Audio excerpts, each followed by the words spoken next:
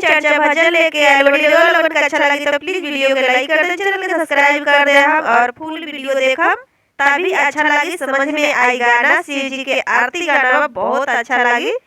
चली भजन सुनी। लेके पूजावा के थाली दिया बारू सखिया, लेके पूजावा के थाली दिया बारू सखिया। ओइले शिवा गुरु आरती उतारू सखिया, ओइले शिवा गुरु आरती उतारू सखिया।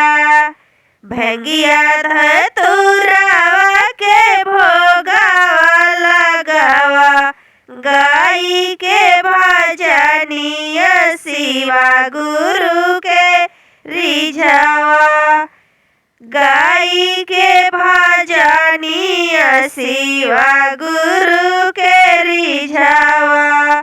औरी बेला के पतैया चढ़ाओ सखिया, औरी बेला के पतैया चढ़ाओ सखिया। अइले शिवा गुरु आरती उतारू सखिया।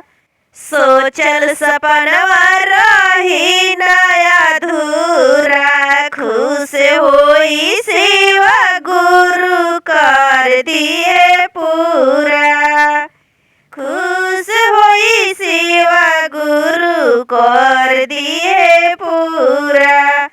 अपना चारा पसारी दया मांगी सखिया, अपना चारा पसारी दया मांगी सखिया। अइले शिवा गुरु आरती उतारू सखिया।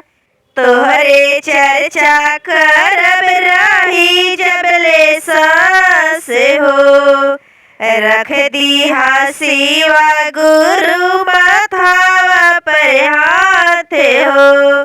तोहरे चर्चा करब रही जबले सांस हो, माथावा पर रख दिया हाथ हो। अपना गुरु जी से नेहिया लगाओ सखिया, अपना गुरु जी से नेहिया लगाओ सखिया।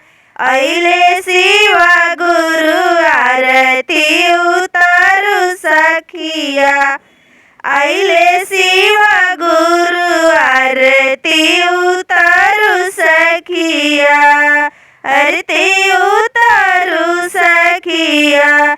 अइले शिवा गुरु आरती उतारू सखिया। हर हर महादेव।